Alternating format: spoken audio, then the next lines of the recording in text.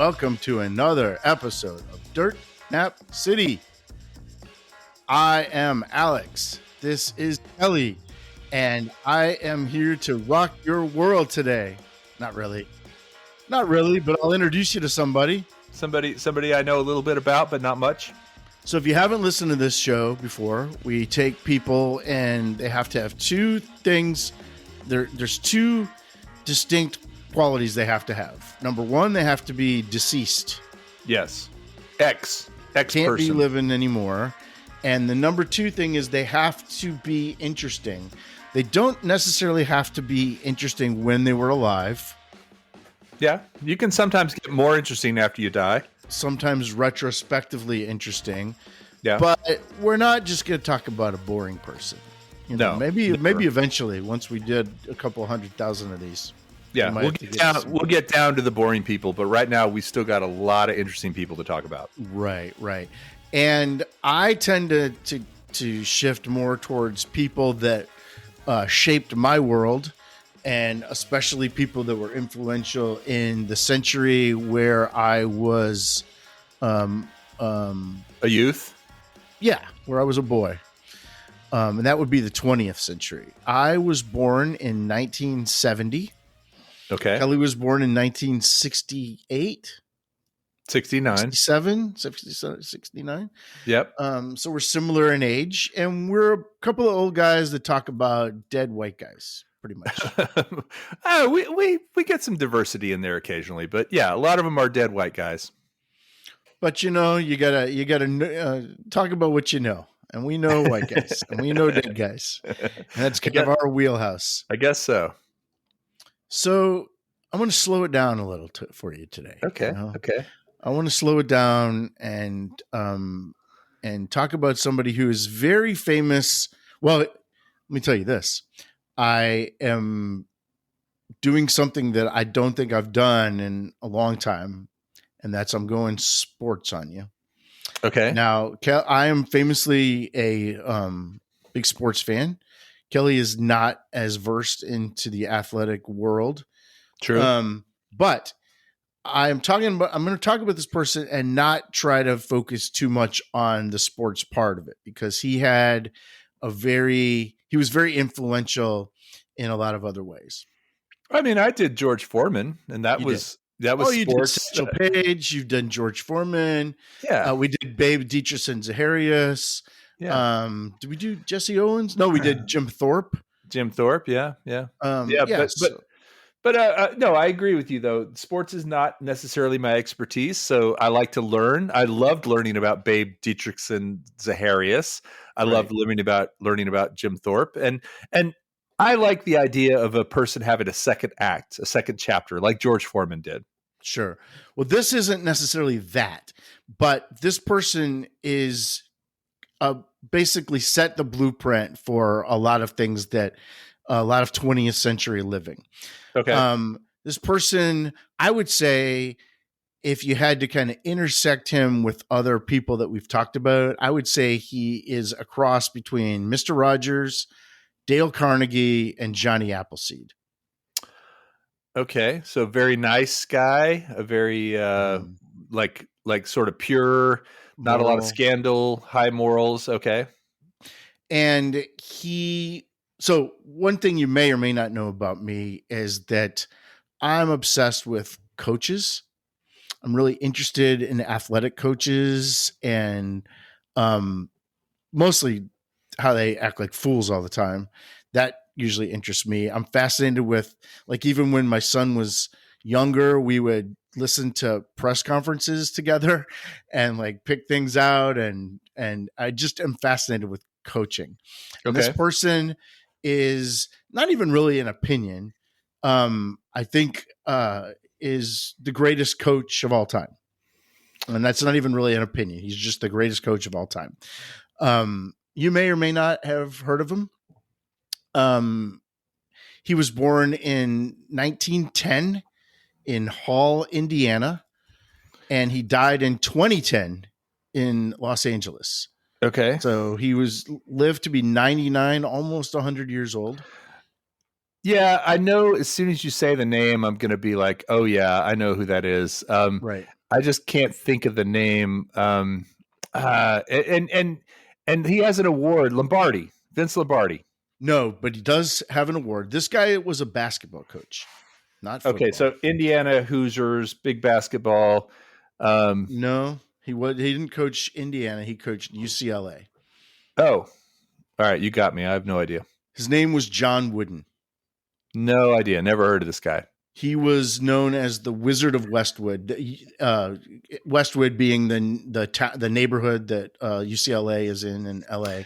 Hey, wait a minute. So you're saying this is the greatest coach of all time, Mhm. and I've never heard of him? Right, that checks out for me. Okay. Greatest coach in any sport? I mean, better than Madden, better than Yeah, absolutely. Lombardi. Yeah. Okay. And All right. so first, I'm going to establish his bona fides, so you'll All right. know All that right. that's not just an opinion. And then I'm going to talk about why he was more influential than just that. He's kind of I don't even remember the name you said at this point. Who is it? Wow. John Wooden. John Wooden. That is how new this name is in my head. You got to say it 3 times before I'll remember it. Say it one more time. Wooden. John Thank Wooden. you. John. Right. Okay. You're right. There is an award named after him. It's the Wooden Award. It's kind of like the Heisman Trophy. And what's it made of? I don't know why that's funny. Because it's called wooden? The Wooden Award. Oh, well, the award isn't wooden. It's not a wood trophy. It's called the Wooden Award. It's like the Heisman Trophy of basketball. And they give it to the top college basketball player every year. All right. I knew you wouldn't know this person, so I'm not disappointed.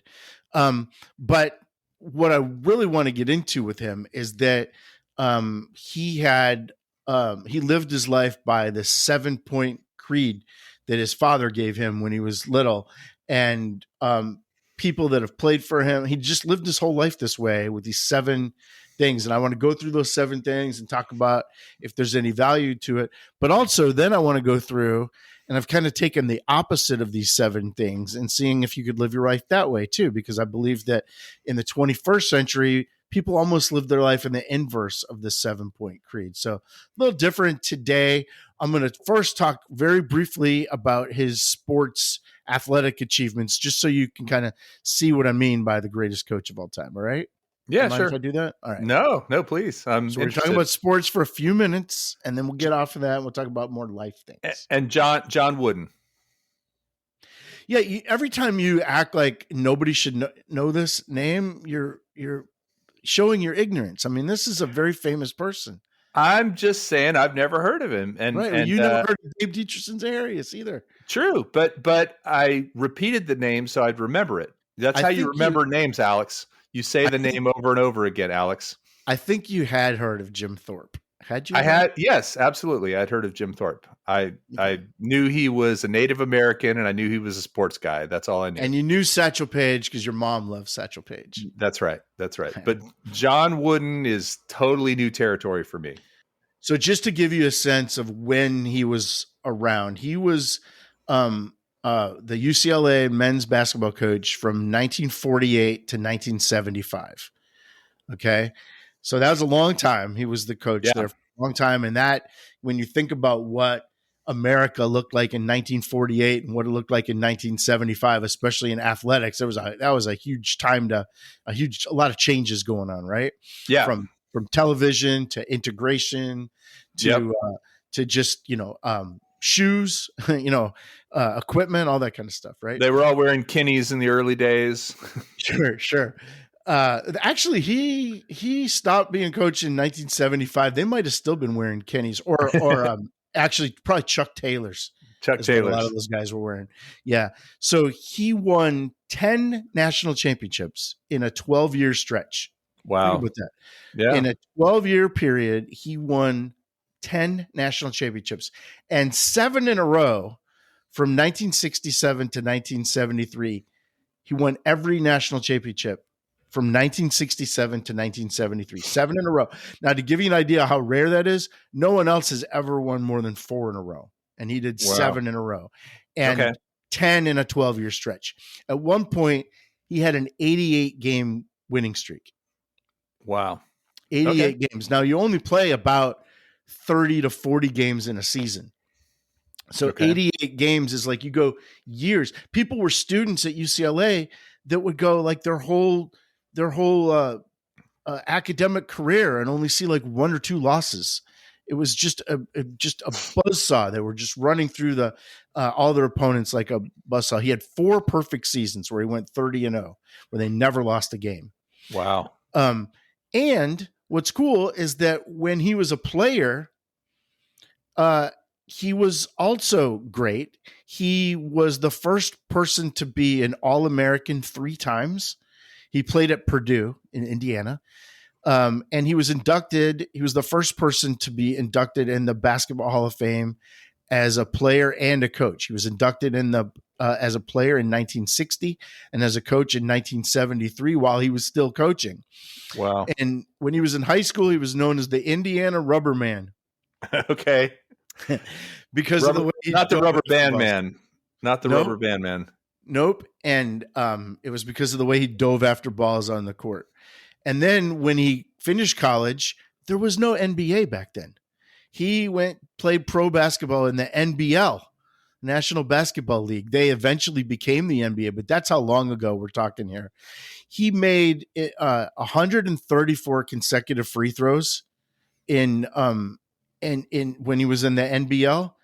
That's still a pro record. No one's done that ever in the NBA. Yeah, but I think the record is like 94. They used to do it from like 3 feet away, though, right? No. Same distance.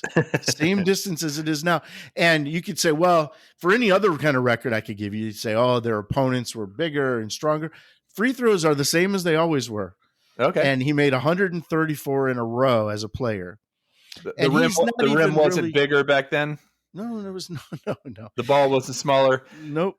He was the cool part is he's not really known these days as a player. He's known as a coach, but he still holds the pro record for consecutive free throws. Is pretty cool. Okay. So after he got out of college, he coached some high school ball, and then he coached at Indiana State, and then UCLA, who was not very good in basketball in the 40s. They hired him in 1948. They gave him a 3-year contract worth about $6,000 over 3 years. Now, in today's money, that's about $80,000. Okay. For 3 years. Just to give you an idea, the current coach of UCLA makes $6.1 million every year. Dang. And he was making in today's money $80,000 for 3 years. So even then, by today's money, he would be, But basketball didn't have the revenue stream it did back then, right? So, I mean, today it's got advertising, it's got branding, it's got merchandise. But I guarantee you, the current coach of UCLA is not near the coach that John Wooden was, right?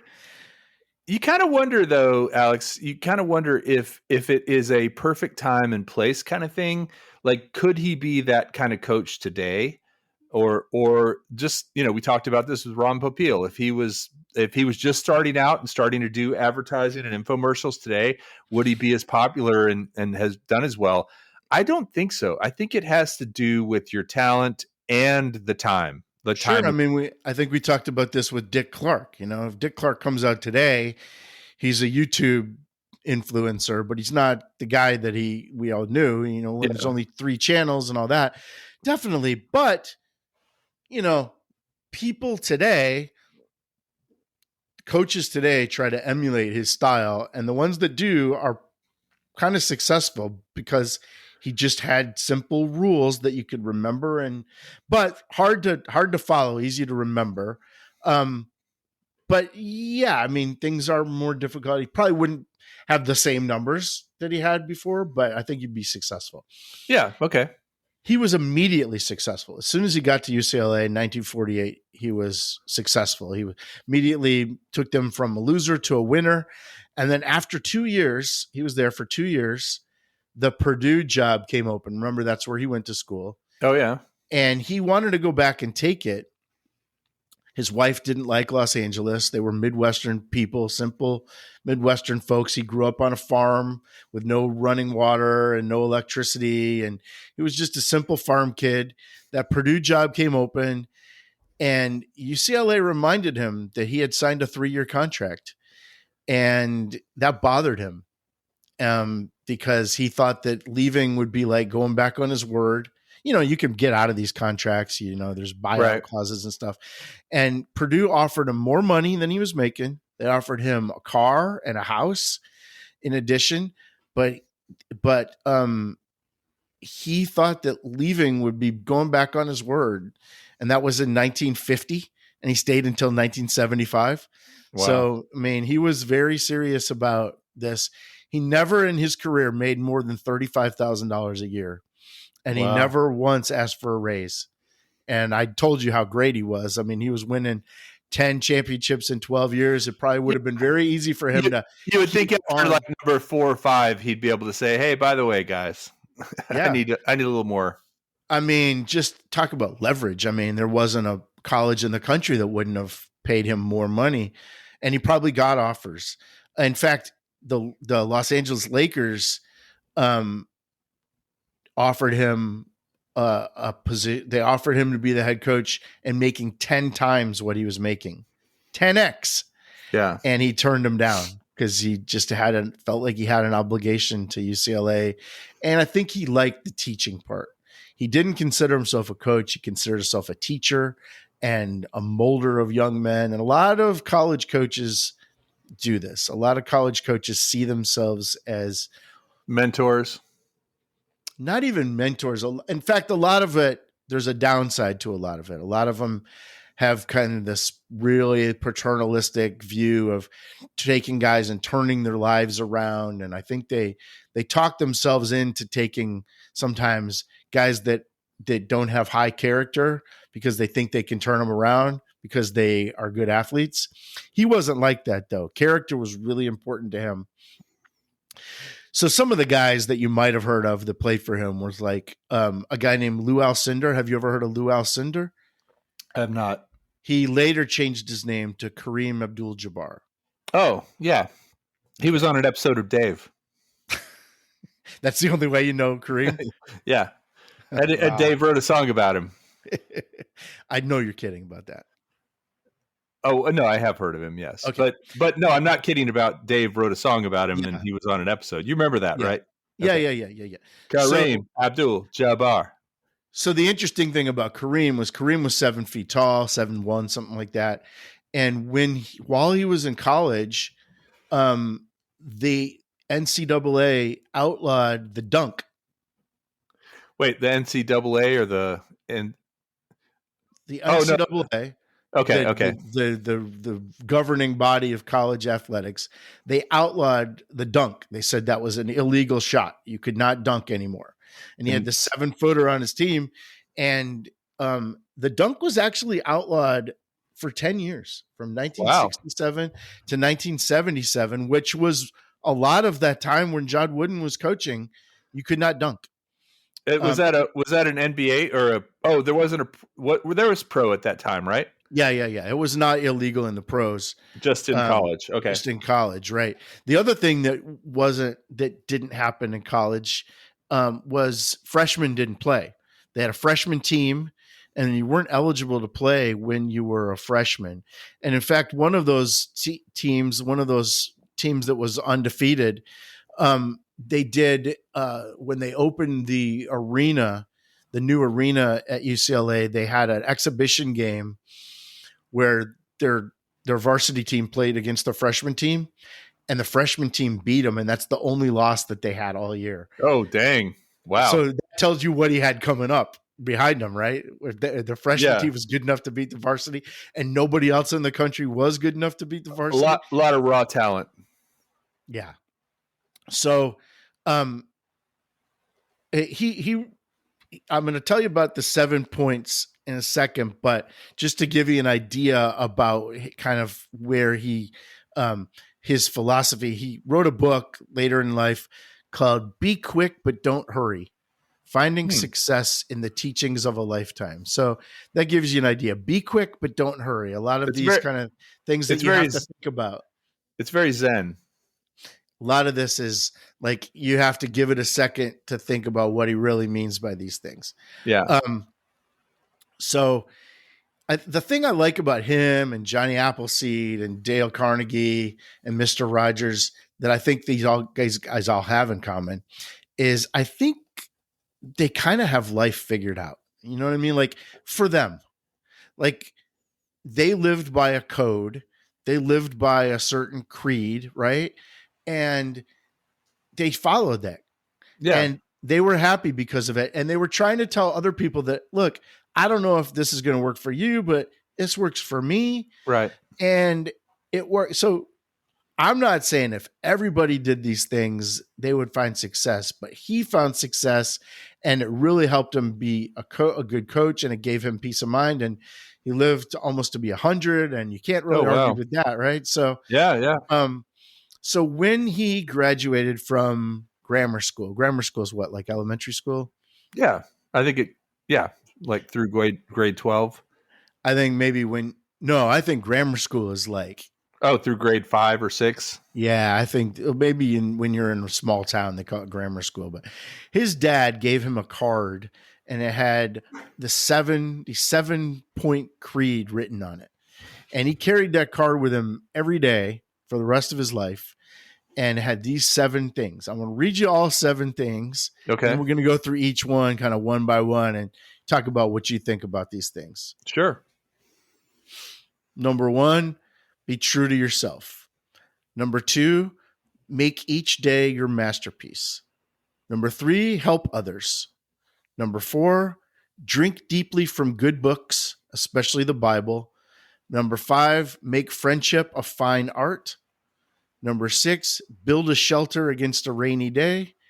And finally, number 7, pray for guidance and give thanks for your blessings every day. So you could see just by those, he was a religious man, but those aren't really super grounded in scripture or anything. They were just the 7 things that he lived by. Now, like I said, those are simple to remember, easy to talk about, very hard to live though. Very hard to live by. Yeah.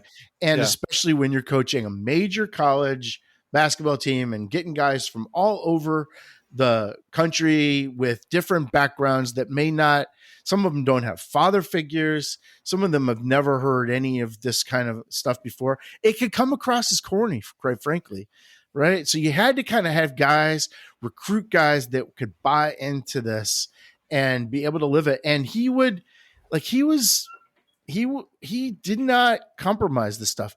I don't know if you've ever heard of the guy, Bill Walton. Have you ever heard of Bill Walton? He was a great some say the greatest college basketball player of all time.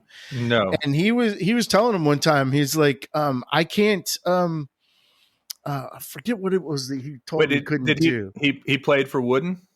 Yeah. He was also 7 feet tall, great player. And he was saying that he couldn't come to, what was it? He had trouble like, he wouldn't cut his hair. He was very strict about things like cutting your hair, tying your. One time he had an entire practice where all they did was practice putting your socks and shoes on. Like, it was all about the little things add up to the big things. And if we don't do the little things right, we'll never get the big things right. And so he spent an entire practice just putting shoes on and your socks. And that was before Velcro, probably. Right. Bill Walton came to him, and Bill Walton, this was in the 70s. He was a hippie, big Grateful Dead guy. And he was a 7-foot giant with red hair, long hair, and a big beard. And he said, the first thing you guys got to do is, have your hair at shoulder length. It's real important. And Bill Walton said, Coach, I'm not doing that. That's it. And he says, well, Bill, I respect your wishes, and we're going to miss you. Well, okay, but we're going to miss you. Like, you're thrown off the team. Wait a minute. What was number 1 on his list? What was the first point, the first of the 7 points? Be true to yourself. Yeah. Right. There you go. But not if it means not cutting your hair, hippie. I mean, I think he should have thrown that back in his face and said, be true to yourself. Back then you didn't really throw things in coaches' faces, right? Sure. Said, we're going to miss you, Bill. But you're right. And I think you've actually landed on something really important, is that some of these things, do they contradict each other? And if you, like I said, if you take the opposite of these things, you could also make a case for the opposites. Yeah. So maybe for each one of these, we'll talk about, and then I'll talk about the opposite and how you could also say. So, but for each one of these, I'd like you to talk about maybe how you, whether or not you tend to live this way or not. Okay. Be true to yourself. And by being true to yourself, that means be more concerned with your character than your reputation. Mm. And honesty and hard work matter more than showmanship. And in basketball, that's kind of a big deal because you can either like be the, the guy who's the me guy, right? But if you want it to be all about the team, you have to kind of, swallow some of that and be more of a character guy than worrying about what other people think about you. Is that how you live your life? I think it's a good goal. I think I told you earlier that I was the one that was worried about what the neighbors would think if our grass was too long, not my parents, and so that's a little bit of the concern about what people think thing. But as far as, being a team player and not being like wanting the team to win, I guess I would ask you this, from a perspective of the podcast, how do you feel about that with you and I, with our relationship on this, in this, sort of semi business / social media venture? In terms of being true to myself? No. In terms of me being a team player versus just, Oh. I think like, you go back and forth on being not being true to yourself, but being so I guess if the opposite of being true to yourself is reinventing yourself constantly, right? I think we both do that, right? I think you, in some ways, you kind of being true to yourself in the really strict sense of never change, never, never take on new learn things. or Yeah. or I mean, grow. sure, that could be the downside of that, right? If you're being so true to yourself that you're never going outside your comfort zone, to use today's language, I think that's a problem. And today we talk a lot about authenticity, right? If the authenticity is what's holding you back, if being true to yourself is what's holding you back, then that's bad advice, Yeah. right? If being true to yourself means being timid or being too afraid to take a chance on something, or then and never actually being willing to, or not having an open mind, then that can hold you back, and being true to yourself can be detrimental in that respect. I mean, was it being true to yourself when you had blonde hair for your wedding? I don't know. I I think that's actually 100% yes, because I was actually doing it because I wanted to do it. It was something I wanted to do, and I didn't care what other people thought. I got a lot of grief for it, and it was like, hey, I want to do this. So I think it actually was. It was a different side, but I was trying something new, right? Sure. So is that being true to yourself, or is that reinventing yourself? I think it's trying something new Which is because yourself. because you want to do it, like So not your letting other authentic people self. stop you. Yeah. And again, I see what you're saying. It's not authentic because it's not actually what your hair looks like, in real life. But it was just like, hey, this looks like fun. I didn't expect anybody to think it was real, that it was actually, that's actually what it looks like. So, But if your true self is the type of person that does impulsive things, then that is being true to yourself. And I don't think I do that very often, impulsive things. But the interesting thing, if you get back to music, you and I have talked about this a lot. Part of the reason I never liked heavy metal or hair bands was because I felt like they were fake. I felt like they were posers. I felt like they were putting on this facade, this act, this kind of like hair and makeup and all that stuff. And I much preferred the guys that just wore flannel t-shirts, flannel shirts and t-shirts, and just played the music. And so I guess I it was a little out of character to do the hair, but it was something I just thought would be fun. Do you think David Bowie was true to himself? 100%, yes. So, but he was also That was all like he was playing characters, right? But it's what he wanted to do. It Right. was something that he enjoyed and something that he felt was his talent, right? It's what he could bring to the world. Yeah. So that's where I think that it is that this is a little bit of a circular thing. So you could say, if you're Bill Walton, you could say, well, that's who I, like you said, that's who I am. Yeah. I'm the guy with the long hair. I'm a hippie. I'm being true to myself. But that clashes with, well, I don't want guys that stick out. I want people to function as a team. I don't want, I don't want showmanship. But I think you can function as a team and still be unique and authentic. A collection of characters. I think you're right. Yeah. I think that's what I think. I think Wooden would disagree with that. I mean, we look at Dennis Rodman, right? We've proven that. And he would not play for John Wooden. Like that's not a Wooden guy. No. And a lot of this is very kind of old school thinking. And that's why this is so interesting to me, because you still see that in older coaches. And a lot of older coaches are getting out of whatever game they coach.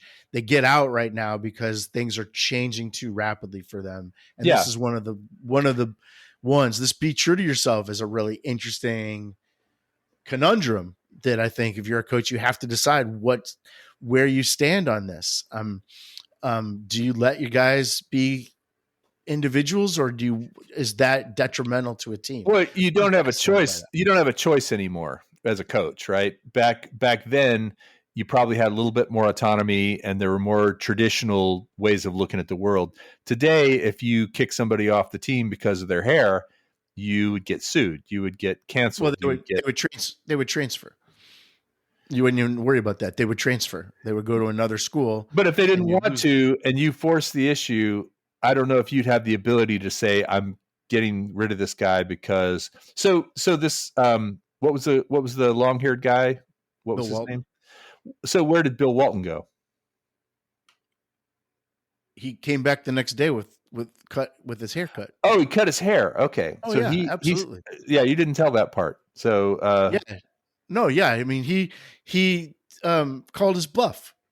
Okay. And he said, we're gonna miss you, because he thought, this is a 7-foot guy who's the best college player in the nation. No man's gonna tell me what to do. And he said, Bill, we're going to miss you. That meaning that you're not bigger than this team. Yeah. And if I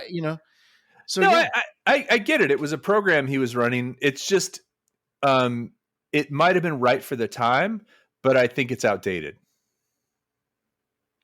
The not be true to yourself, but the whole don't cut be your individual. Yes, exactly. Yeah. Let's move on to the second one. The second one is help others. He saw himself, like I told you, as a teacher, not a coach. And his real job was helping people become better people. He would refuse to curse at players. He was all about people.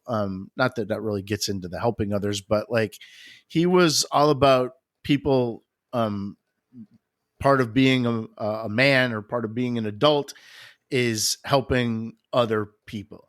Is that a good way to live your life? 100%. Yeah. More we, less me. Is that because it makes you feel better, or because it's better for the world? Both. No doubt. I mean, that in my mind is, that is a very true thing for me. So the opposite of this would be look out for number one. Yeah. I'm not a fan of that. Set boundaries, say no, and put your oxygen mask on first. Okay. So hold on. Let me go back to that. If you don't put your oxygen mask on first, you can't help other people, right? You have to survive. You have to feed your family. There's certain things you have to do in life. Self-care. Yeah. But that doesn't mean when you have an option, or when it's something that is, going to make you a little bit richer, or a little bit whatever at someone else's expense, I wouldn't do that. I would definitely, again, more we, less me is how I see it. Which on a team sport, really, especially if you're taking guys that have only been selfish, up to then, trying to instill this in them. You could see how if that could be life changing for somebody if they see the value in helping others, they really feel like they've grown as a person. Yeah. Probably, feels weird the first time you try it. But if you have a coach and a mentor there, the first time you do it feels really good, right? Helping somebody else. And then if that becomes your routine and a habit and part of your life, other people are helping you too. Is the other side of that, is that you've got a team now, everybody's got your back. Yeah. And Yeah. I think, we both had kids that played sports in high school. And one thing that I really liked about having a son playing sports in high school is I didn't have to worry as much about him getting bullied, because I knew there was a team that had his back. Right. Yeah. I knew there was a bunch of guys that would defend him and would take up for him. And as opposed to being kind of a loner, those kids can get bullied, and that's, being a part of a team is a nice thing, and people are helping each other. So yeah, I'm down with that one too. I like that. Cool. Number 3, make each day your masterpiece. He hated wasting time. Like, to him, he had every second scheduled, or at least every minute scheduled on, like every practice was scheduled down to the minute. I told you about taking the, tying your shoes, putting your shoes and your socks. And if you do the small things right, then eventually you'll do the big things right. And detail matters, but no wasted days. Don't waste a day. What do you think about that? I think it depends on your definition of wasted days, because I do think I tend to be very like to get things done, like to multitask, like to have a plan for every day, like to feel like I've accomplished something.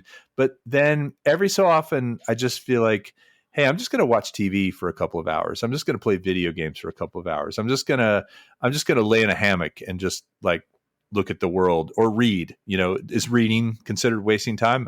I guess he has a thing about that as well. But my point is that I think that the words are treat it like a masterpiece, right? Mm-hmm.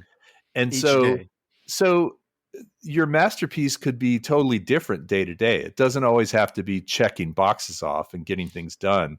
It could be literally a day with nothing, where you just like think, or where you just reflect, or you just spend time with someone, or you just, you know what I mean? And so I think back then people thought that busy was effective, and that busy was important, and that busy was good. And I think today people realize that you can be very busy all the time and still be running in a circle. So yeah. So I agree with the masterpiece part. I don't agree with the don't waste a second, at least from the perspective of how I think he thought of it. I think he thought of it as, just laying in a hammock with your wife was wasting time.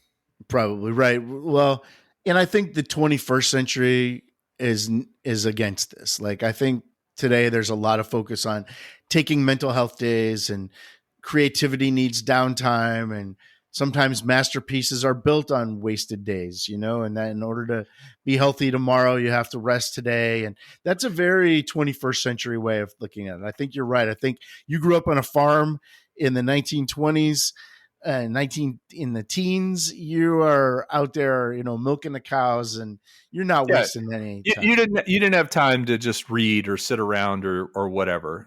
But yeah, but the word wasted is a very negative. It sounds like you just aren't doing anything. You aren't committing to anything. You aren't accomplishing anything. Whereas I feel like you could use a different word. It's like downtime, it's recharge, it's other kinds of connections. I think I'm stuck between these two worlds, because at the end of each day I do evaluate my day, and I beat myself up a lot for not being as productive as I wanted it to be. Like when I hit my head on my pillow, when I've had a good productive day, I really feel good, and when I haven't, I really feel bad. And it's probably a remnant of this kind of thinking. This Yeah. 20th Yeah. century thinking is that every Yeah. day has to be a masterpiece. And sometimes my days aren't masterpieces, and I get mad about that. I But don't. again, masterpiece, that's a very subjective word. That's his word or his dad's word. Yeah. Imagine giving this to a grade school kid, though. Like, here you go, son. He graduates from grammar school and he's like, all right, make every day your masterpiece. That seems like so much pressure as a little kid to, like, make every day your masterpiece. I view that more as, and this gets to I think number 7, appreciation for every day, appreciation Yeah. for the opportunity. Don't, even if you don't do anything or accomplish anything in the traditional sense, appreciate the fact that you have that opportunity every day. Like, wake up, Yeah. rise, alive, alert, awake, enthusiastic, rise and shine. Do you find too that some of these, it's easier, and this is where kind of the coaching comes in. Some of these, when I read them, I'm like, oh yeah, these are things that I used to tell my kid to do, but I don't necessarily practice them. Like, I want them, like, that's the coaching part, right? Like, these are good things to Well, tell other people to do. Very hard to actually do. do as I say, not as I do, kind of thing. Yeah. Number 4 was the thing about the books. Drink deeply. I love the word drink here. Yeah. Drink deeply from good books.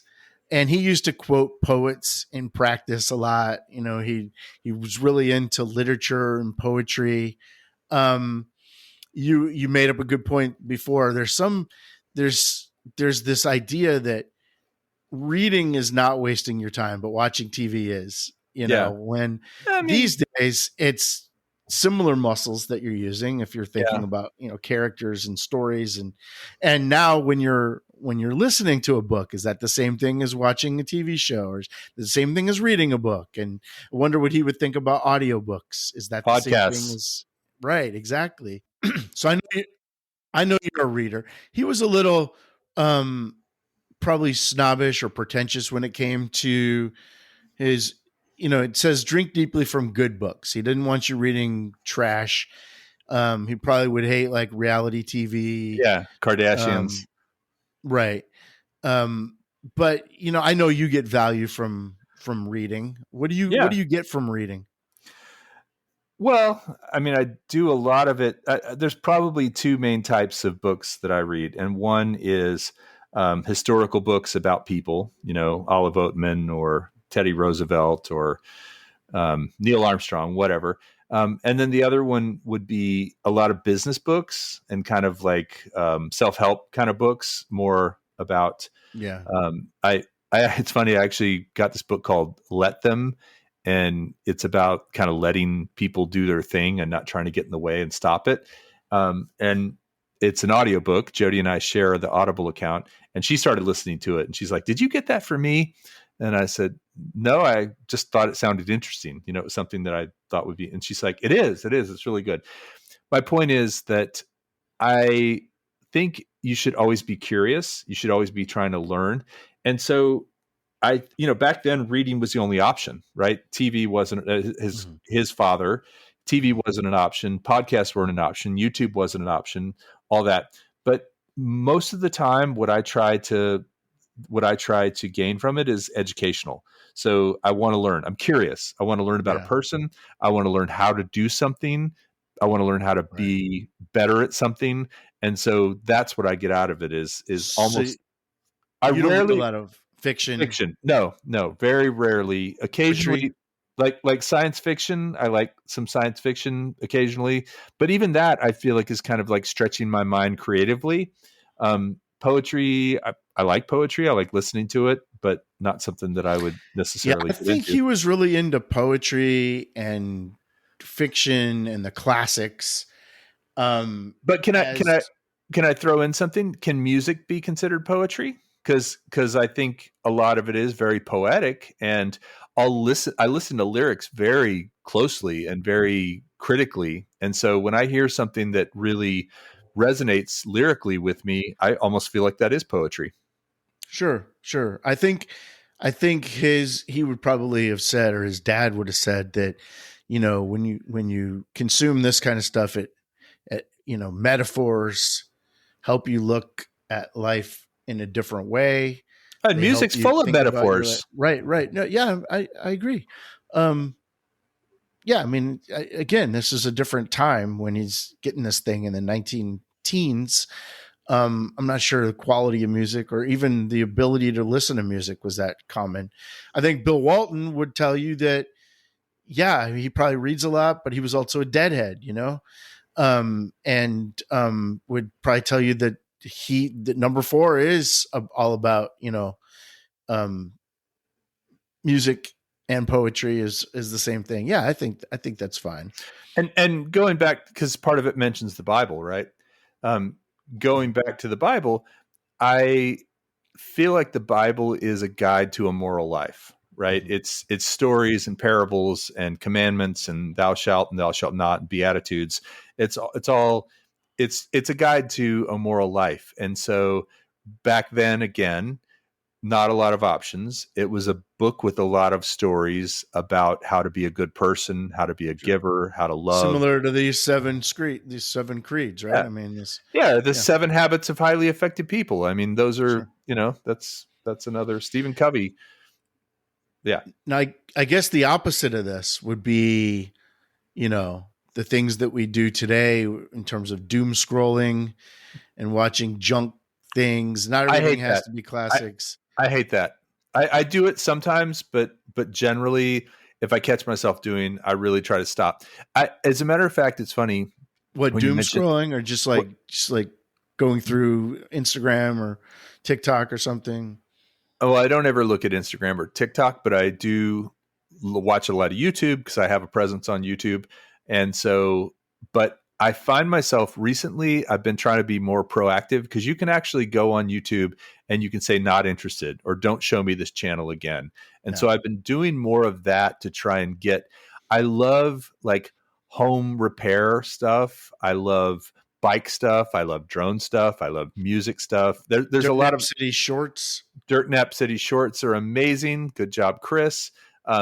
Yeah, I mean they're funny and they're a good teaser, and that's you and me. And so I guess I try to be selective in my scrolling, um, but that wasn't an option for them back then, and so it's kind of a hard comparison, not an apples to It apples kind is. of thing. Not only is it a hard comparison, but the idea of entertainment that lasts 15 seconds is Well, crazy, they did right? have they did have those little things that you turn the crank and it was like a horse running, or the Sure. Or a Jack in the Box. yeah, boop, boop, and it was like a little animated GIF. It just did the same Yeah. thing over and over again. Yeah. Um, but I do feel like he was saying don't. I mean, I consider that stuff brain rot. To Right. watch some of those things is just brain rot, and so that is one area where maybe I'm a bit old fashioned. Is that an old guy, just an old guy talking though? Because that's the way our parents talked about MTV, you know?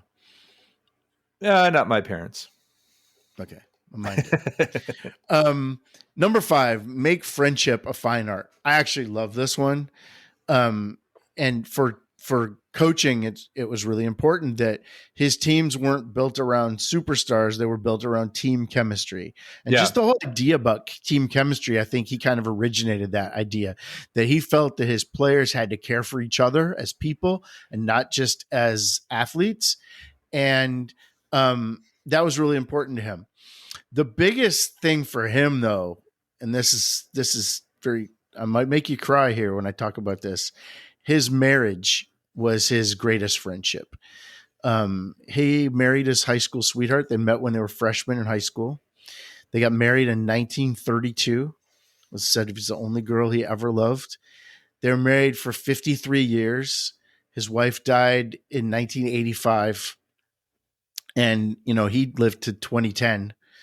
Um, she died on the 21st of the month, and then on the 21st of every month after that, he would write a letter, address it, sign it, fold it neatly, and put it on her pillow. And he kept her pillow exactly intact as it was when she was alive. And on the 21st of every month, he would put that note on her pillow.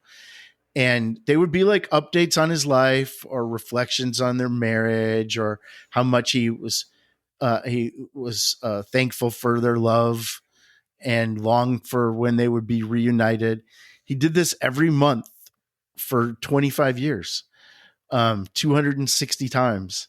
And so here's an example of one of the notes. It would say, I don't try to say much, honey, because I can't write what I feel. What I feel is so much more than I can ever say.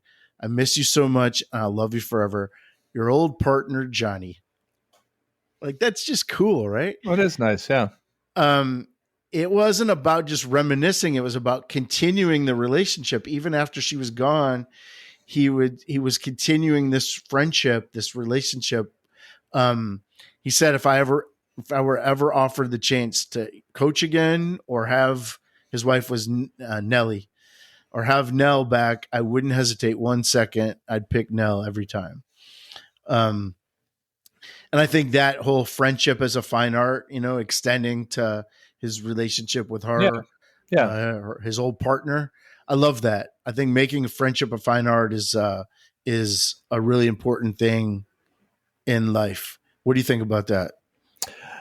I agree with the concept. I feel like the letter thing is a little sappy and sentimental, and like I don't even like sending people cards or getting cards, like birthday cards or That's well his thing, wishing not your cards. thing. No, I know, but I'm just saying. I guess to me, there's a difference in friendship as a fine art. Yeah, I don't know. I don't disagree with the concept of it, but I would never probably do what he did in that situation. So the opposite of this is go it alone. That the idea that solitude and independence can be really powerful, and if you have a small inner circle, it could lead to less drama and more focus on what's important in your life. I so I don't think go it alone by any means, but I do think a small inner circle is good. I personally feel like I don't have enough time for my friends that I want to spend time with. And so having more friends and meeting new people and going out, I try to be very selective about that. I've always thought if you have a lot of friends, it's almost the same as having no friends, probably, Yeah. because you Yeah. possibly maintain all those relationships Right. unless they're very superficial, you Right. know? Right. Um, but you can probably do both. You can probably have a small inner circle and make French. In fact, maybe the only way you can make friendship a fine art is if you have a small inner circle. And if Yeah. you're on a basketball team and you've just got the guys on your team, that's a pretty small circle, right? Yeah. Yeah. Yeah, and it doesn't mean you can't be nice to people and you can't socialize with people and just have those sort of more superficial relationships and help other people out. But you want to be. Don't they say that you are your personality or who you are is sort of an average of the 5 people you spend the most time with or something? I don't know if I believe that or not, but maybe. I mean, Interesting. it's not maybe not exactly, but I think there's some truth in it. Number 6, build a shelter against a rainy day. I know you like this one. Um, don't let Yeah, it's raining making right now. don't let making a living prevent you from making a life, is what he said. Um, he lived in the same 2-bedroom condo his whole life. Drove an old beat up car. He clipped coupons, and guys today in his position are making $6-7 million a year. I personally don't live this Frugally. value. No, I think that for me that would be that doesn't make me happy. Saving doesn't give me that joy. Spending gives me joy. I mean, not spending above my means, but I don't feel any satisfaction from saving money.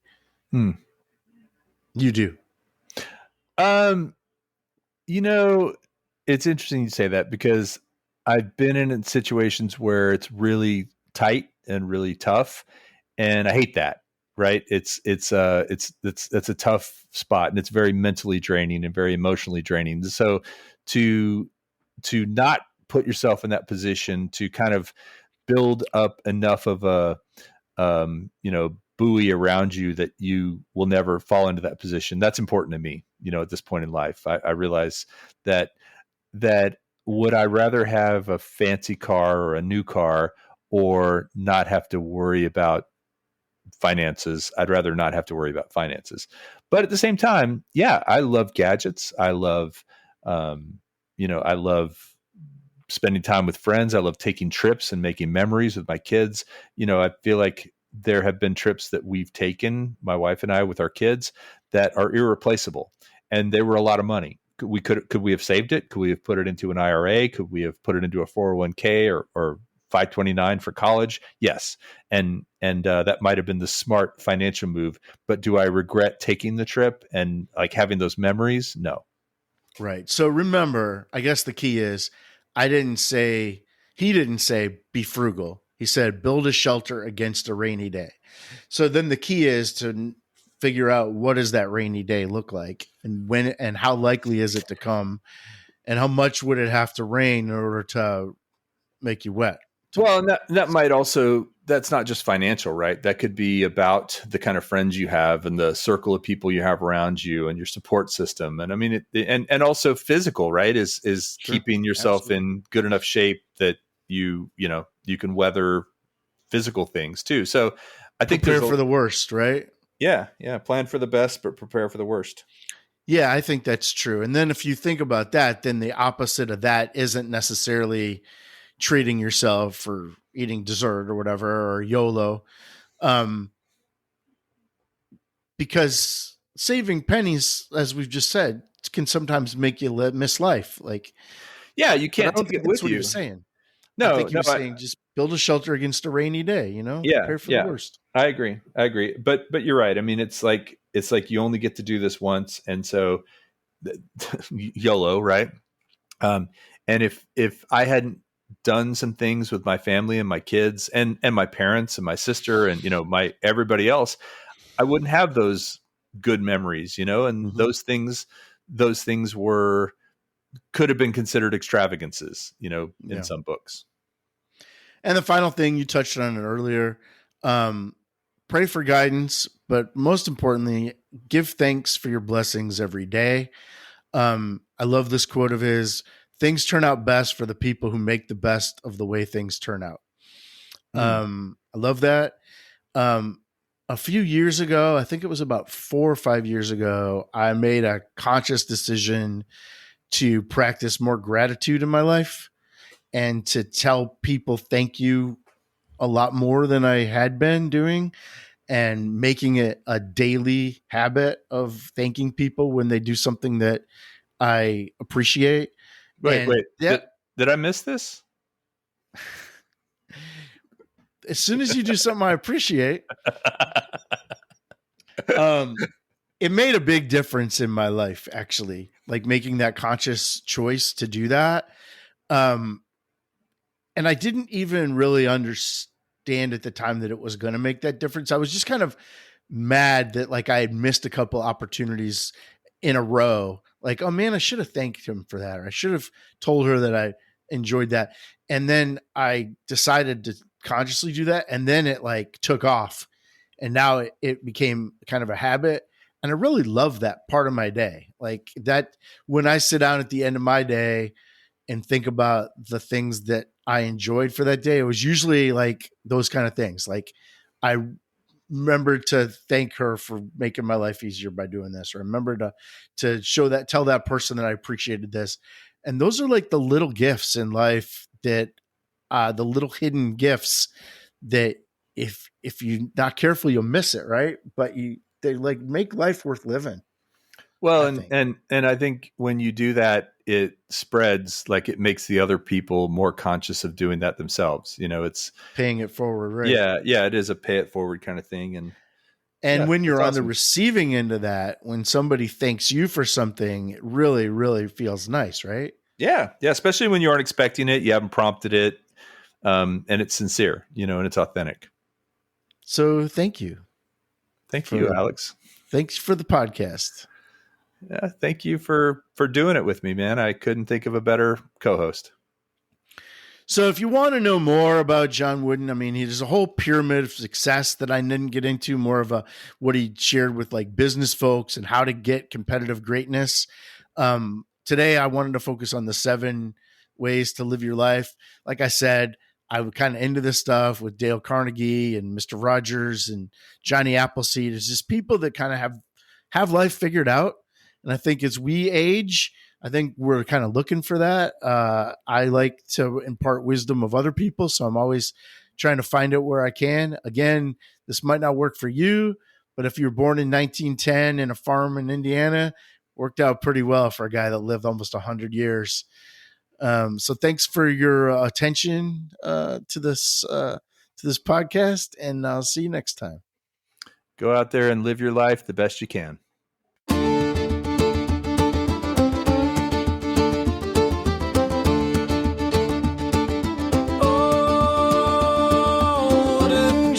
Indiana's plains, a man of wisdom, unbound by chains, with a whistle sharp and a glance so keen, he built a kingdom where none had been.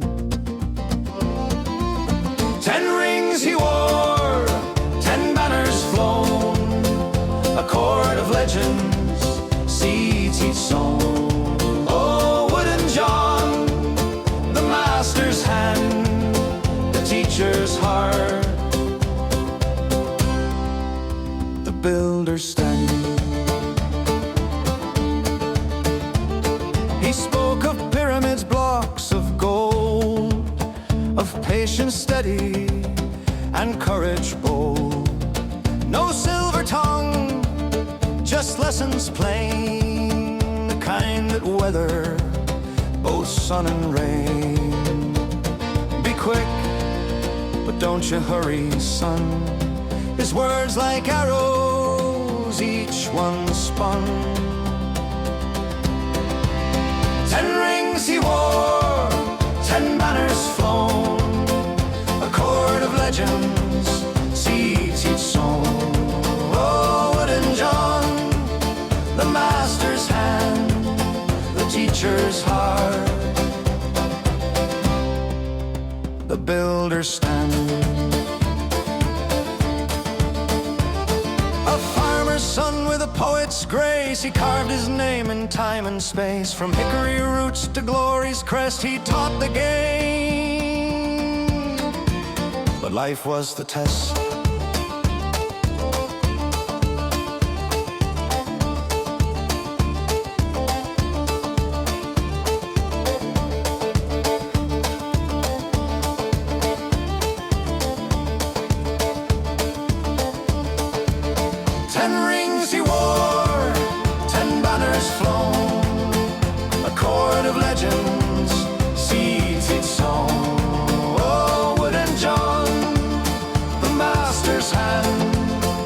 Teacher's heart, the builder's stand.